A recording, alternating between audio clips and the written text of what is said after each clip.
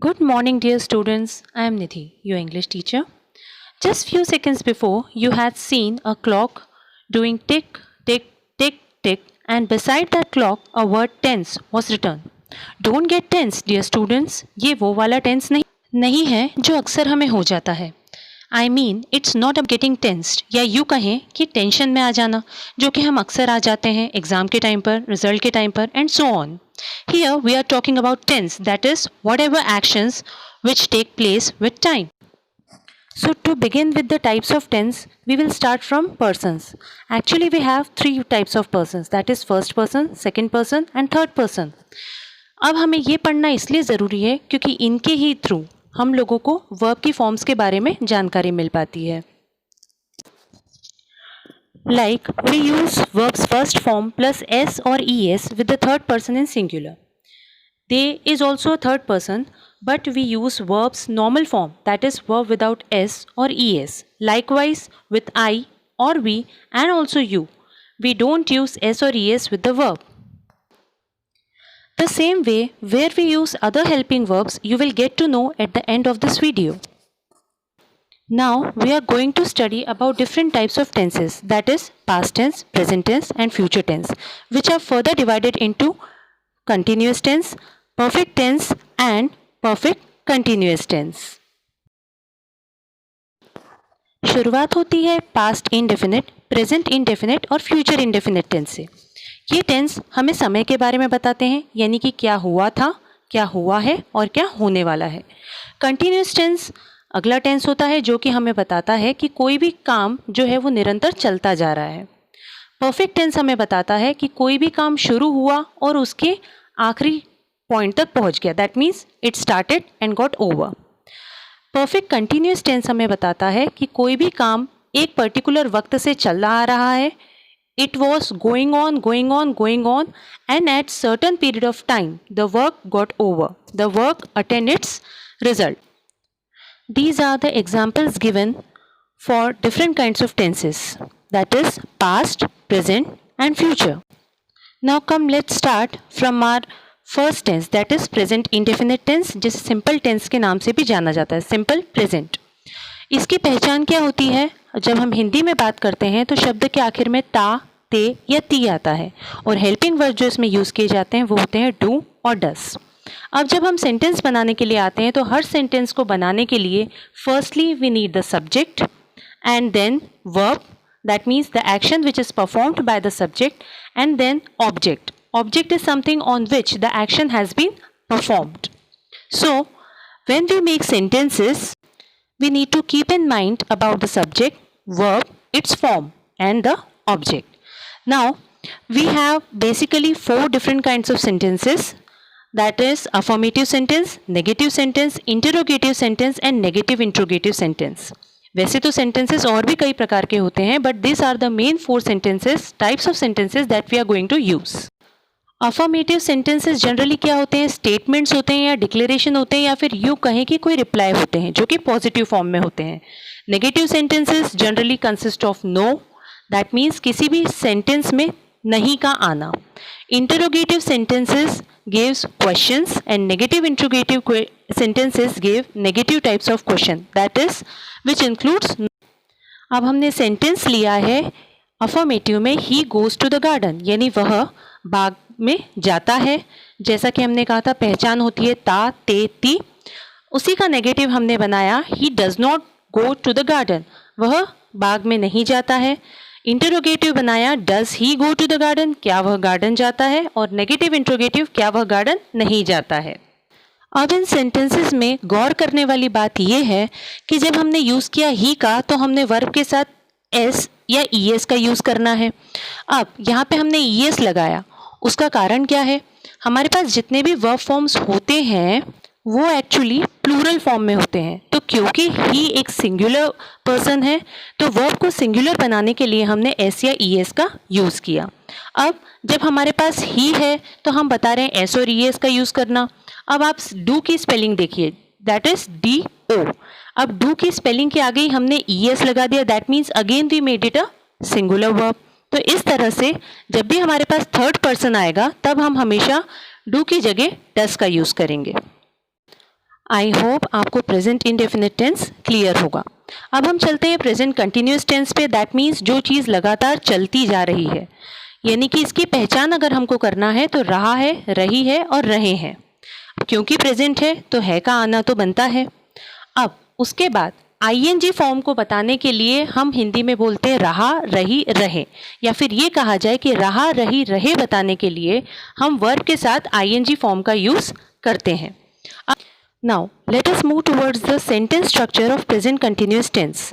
हमेशा की तरह sentence, to make a sentence, to form a sentence we need a subject. Subject के साथ हमें चाहिए हेल्पिंग वर्ब। और यहाँ क्योंकि हम कंटिन्यूटी की बात कर रहे हैं, कंटिन्यूस टेंस की बात कर रहे हैं, हमारे पास हेल्पिंग वर्ब हो गए इज, एम और आर। उसी के साथ हम लगाएंगे वर्ब का फर्स्ट फॉर्म, और रहा, रही, रहे बताने के लिए हम लगाएंगे आईएनजी और उसके साथ में object. So let's start with example. हमारा एग्जाम्पल है he is singing a song, जहाँ पर ही है हमारा सब्जेक्ट, इज है हमारा हेल्पिंग वर्ब, सिंग है हमारा वर्ब का फर्स्ट फॉर्म, आईएनजी रहा, रही, रहे बताने के लिए अ सॉन्ग, यानी कि वह गाना गा रहा है। ये हुआ हमारा अफर्मेटिव सेंटेंस। इसी का नेगेटिव बताने के लिए हमें उसमें लगाना पड़ेगा not. That means he is not singing a song. इसका इंट्रोगेटिव बताना है तो हेल्पिंग वर्ब को ही क्वेश्चन की तरह हम यूज कर सकते हैं, जैसे is he singing a song, क्या वह गाना गा रहा है। और नेगेटिव इंट्रोगेटिव बताने के लिए the same thing we will repeat again. That means the helping verb will be taken in the first place. That means isn't he singing a song. So I hope the continuous tense is clear to you. Now we will move to our next tense, that is present perfect tense, यानी कि कोई चीज़ जो कि खत्म हो चुकी है वाली सिचुएशन में। है मीन्स एट प्रेजेंट सिचुएशन। इसकी पहचान क्या होती है? चुका है, चुकी है, चुके हैं, लिया है, दिया है, ली है, दी है या की है। हेल्पिंग वर्ब इसमें हम जो यूज़ करते हैं वो होते हैं हैज़ और have. And to make the sentence, we will again follow the same sentence structure, that means subject plus helping verb plus verb form plus object. अब इन sentences में चुका, चुकी, चुके, लिया, दिया, ली, दी, की, इन सबको बताने के लिए हमारे पास जो helping verb होता है वो होता है has और have। अब जब हम बात करते हैं फर्स्ट पर्सन की, यानी आई और वी, तब हम हमेशा हैव का यूज़ करते हैं। जब हम बात करते हैं थर्ड पर्सन सिंगुलर की, तब हम हमेशा हैज़ का यूज़ करते हैं, जैसे कि he has, she has, it has. और अगर सिंगुलर नेम हो तब भी हम हैज़ का यूज़ करते हैं, जैसे राम हैज़। जब हमारे पास सेकेंड पर्सन होता है तब हम हैव का यूज़ करते हैं, यानी कि यू हैव। अब यू का सिंगुलर और प्लूरल सेम चलता है। जब हम थर्ड पर्सन के प्लूरल की बात करते हैं, यानी कि दे, तो हम उसके साथ भी हैव का यूज़ करते हैं, यानी कि दे हैव। अब हम आते हैं सेंटेंस एग्जाम्पल पर। नाउ हमारा पहला सेंटेंस है अफर्मेटिव में, आई हैव स्टडीड इंग्लिश। अब क्योंकि हम परफेक्ट टेंस की बात कर रहे हैं तो हम हमेशा वर्ब का थर्ड फॉर्म यूज़ करते हैं। तो स्टडी का थर्ड फॉर्म क्या हुआ? Study, studied, studied. That means मैं इंग्लिश पढ़ चुका हूँ या मैंने इंग्लिश पढ़ लिया है। आई हैव नॉट स्टडीड इंग्लिश, यानी मैंने इंग्लिश नहीं पढ़ी है। हैव आई स्टडीड इंग्लिश, क्या मैंने इंग्लिश पढ़ी है? Have I not studied English, क्या मैंने इंग्लिश नहीं पढ़ी है। So those were the examples. Now let's move towards present perfect continuous, यानी कि परफेक्ट और कंटिन्यूअस दोनों की जुगलबंदी इसमें है। यानी कि कोई भी काम हमने शुरू किया, हम उसे करते रहे, करते रहे, करते रहे और उसे एंड स्टेज तक लेकर गए। अब इसकी पहचान अगर हमें करना है तो रहा है, रही है, रहे हैं, लेकिन समय के साथ। किसी भी काम को हम कब से कर रहे हैं, वर्ड को याद रखें, से कर रहे हैं, तो उस से के लिए हमारे पास वर्ड होता है सिंस और फॉर। अब सिंस का यूज़ कब किया जाता है? जब हमारे पास ड्यूरेशन जो रहता है वो फिक्स नहीं रहता, जैसे कि दिन के 4 पहर, मॉर्निंग, इवनिंग, आफ्टरनून। और जब हम बात करते हैं किसी पर्टिकुलर टाइम की, यानी सप्ताह से, महीने से, किसी पर्टिकुलर साल से, किसी पर्टिकुलर दिन से, जैसे for a month, for a week, तब हम फॉर का यूज़ करते हैं। So I hope the difference between since and for is clear to you. अब यहाँ पे हमारे पास जो हेल्पिंग वर्ब होते हैं वो होते हैं हैज़ बीन और हैव बीन। अब क्योंकि परफेक्ट और कंटिन्यूस की जुगलबंदी है, that means both the perfect and continuous are performing together, performing the actions together. So perfect के लिए हमारे पास हैज़ और हैव होता है, and to balance it we do have continuous, that means been. हम बीन का यूज़ करते हैं इसमें। अब यहाँ पे आपका सेंटेंस स्ट्रक्चर जो है बहुत ही सिंपल है, as every sentence structure, that means वही हमारे पास होगा subject. To make a sentence we need helping verb, that means has been और हैव बीन का यहाँ पे यूज़ होगा। वर्ब का फर्स्ट फॉर्म होगा आईएनजी आएगा। आईएनजी का कारण क्या है? क्योंकि हम यहाँ कंटिन्यूटी भी बता रहे हैं। उसके बाद आपका सेम ऑब्जेक्ट, एंड से बताने के लिए हमारे पास आएगा सिंस, फॉर और एक पर्टिकुलर टाइमिंग। अब जैसे कि हमने एग्जाम्पल में लिया है अफर्मेटिव सेंटेंस में, I have been studying English since morning, मैं सुबह से इंग्लिश पढ़ रहा हूँ। I have not been studying English since morning, मैं सुबह से इंग्लिश नहीं पढ़ रहा हूँ। I have been studying English since morning, इसका सेंटेंस का मीनिंग आपको क्लियर हो गया होगा। अब आता है interrogative sentence, have I been studying English since morning, क्या मैं सुबह से इंग्लिश पढ़ रहा हूँ। Have I not been studying English since morning, क्या मैं सुबह से इंग्लिश नहीं पढ़ रहा हूँ। तो चलिए एक बार प्रेजेंट टेंस का फिर से हम रिकैप देख लेते हैं। प्रेजेंट टेंस क्या होता है? जो काम अभी इसी वक्त हो रहा है, एट प्रेजेंट सिचुएशन में whatever action has been taken by the subject is known as present tense. Now जब हम आते हैं प्रेजेंट इंडेफिनिट टेंस पे, तो we do have helping verb do and does, और उसकी पहचान क्या होती है? ता, ते और ती। सेंटेंस कंस्ट्रक्शन में हमारे पास आता है सब्जेक्ट, वर्ब का फर्स्ट फॉर्म एस और E S when our subject is singular, rest our verb first form will be used, and object negative में हम डू या डस का यूज करते हैं फॉर हेल्पिंग वर्ब और नॉट लगा देते हैं, उसी के साथ वर्ब की फर्स्ट फॉर्म और ऑब्जेक्ट आ जाता है। इंट्रोगेटिव में डू और डस का यूज किया जाता है, वर्ब का फर्स्ट फॉर्म यूज किया जाता है और ऑब्जेक्ट का यूज किया जाता है। अब जब हम आते हैं प्रेजेंट कंटिन्यूस टेंस पे, यानी कि any work which is taking place and is going on going on going on, यानी कि रहा है, रही है, रहे हैं, चल रहा है, चल रही है, चल रहे हैं।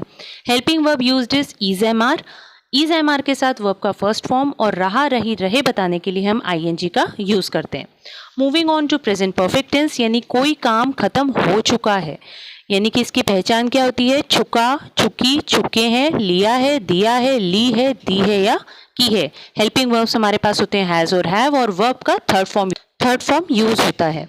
फिर जब हम आते हैं प्रेजेंट परफेक्ट कंटिन्यूस पे, that means perfect and continuous tense are working on together on a subject, that means रहा, रही, रहे, और उसके साथ to show the timing we use से, हिंदी का से, and for English we will use since और for.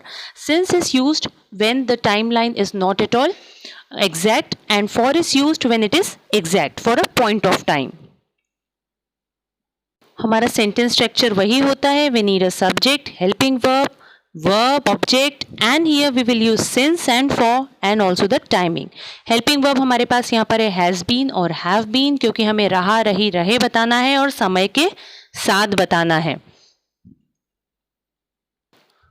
So that's all about present tense. Now there is a task for you. Please pay attention to it. Now there is a small task for you. A story has been given. Listen to the story carefully and transform the story into present perfect or present perfect continuous tense.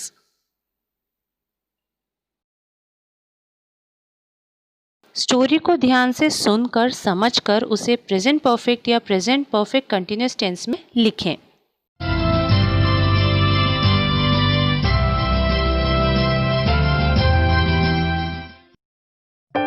In the plains of the Ganges in North India, there were many Pandits who were great scholars.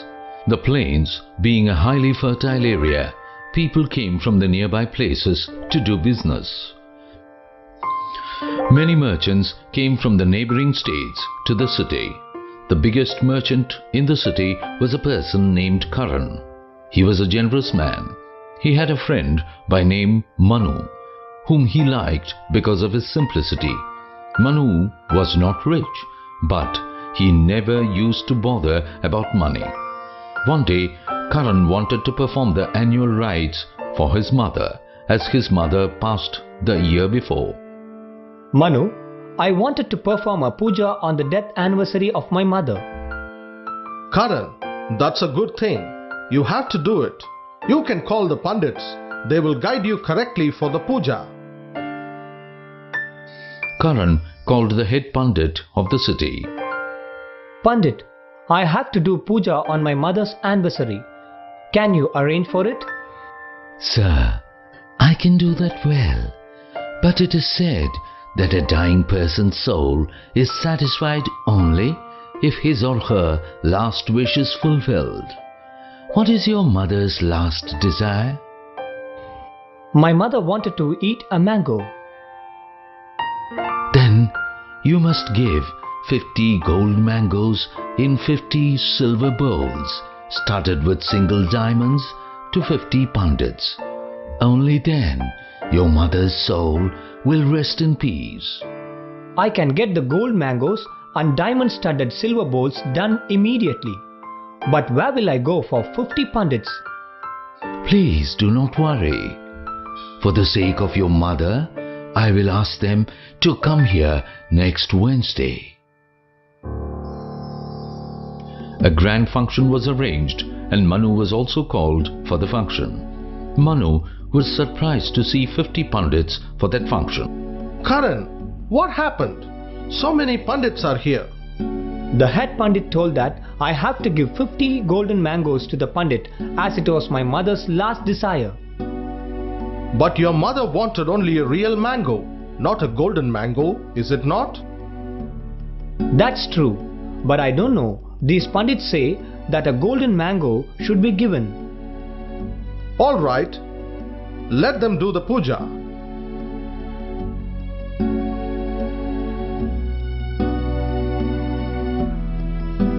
The next day, Manu went to the head Pandit's house. Hey Manu, come in. What has brought you here? Did you like the golden mangoes? That is given by Karan to fulfill his mother's last wish. That is only for the Pandits, not for others. You're always correct. Sir, my mother's death anniversary is on Tuesday. I could not fulfill her last wish before she died. So I want to give some presents to the Pandits. I would be glad if you could come with 50 Pandits to my house. Pandit thought that since he was a friend of Karan, he also gave richest gifts. Pandit's face brightened. Sure, why not? You're Karan's close friend. I will personally come with Pandits and do the puja in a grand manner. On Tuesday, Manu kept a few articles for puja ready. Manu, 50 Pandits have come. You wanted to give us something for satisfying your mother's last wish. Can you please give it now? Yes, sir. I am coming. There was so much eagerness in the face of the Pandits as they were expecting another gold article from Manu. Manu was inside a room and he called one by one. The exit for the room led to the other side of the road as none of the other Pandits knew what was happening inside. Please come in, sir. The head Pandit went inside. He was shocked to see a red-hot poker in Manu's hand. Hey, what is this? Are you playing? The Pandit trembled with fear. Sir, my mother suffered from severe pain before she died. So she wanted me to keep a poker on her hand, which I did not do, so I wanted to give it to you. Pandit tried to run, but Manu kept the poker in his hand. The head Pandit was sent out from the other door. All the Pandits were given a good shot with the red-hot poker. All the Pandits ran away from the house. The next day, all the Pandits reached Karan's house with a bandage in their hands along with the golden mango. What happened, Pandits? So, Manu. At that moment, Manu entered the house. Karan was angry with Manu. Manu, what is this? What have you done? Karan, my mother had a great pain and she wanted me to place a poker on her hand. I didn't do that. That's why I did it to the Pandits. I was just fulfilling my mother's last wish, as how your mother's last wish was fulfilled when you gave golden mangoes. Karan could not control his laughter.